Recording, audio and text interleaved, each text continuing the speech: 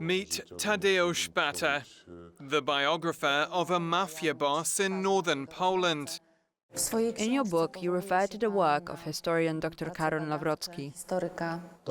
Yes, he is actually the historian who inspired me to do my work. That's Bata in a TVP interview 7 years ago, with his voice changed and face blurred, as he explains his book was inspired by Karol Nawrocki, the current presidential candidate, backed by the opposition right-wing Law and Justice Party.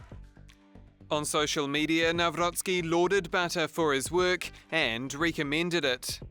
But there's one problem. It can now be revealed Tadeusz Bata is Karol Nawrocki. It was a situation in which Tadeusz Batyr, that is the literary pseudonym, could only refer to one source, as there was only one academic. At the time, I was changing jobs, and I didn't want to engage the Museum of the Second World War in Gdańsk in the work I was conducting. In fact, Tadeusz is Nawrocki's middle name, and Bata means warrior in the Kazakh language.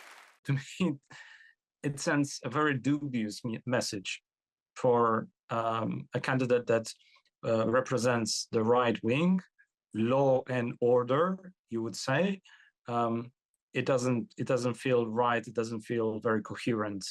It comes as Nawrocki flails in the polls, trailing centrist frontrunner Rafał Trzaskowski, and more crucially, sitting neck and neck with far-right Sławomir Mencen, who was previously seen as a dark horse. A poll out this week puts them in a statistical tie.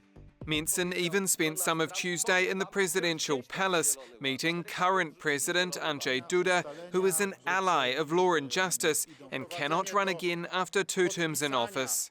I am very grateful to the President for giving me some good advice, which I hope will be useful for me in the coming months and years. So can Nawrocki, a Eurosceptic with limited political experience, still get across the line? Within the right-wing scene in Poland, we see a number of contenders for this vast electorate.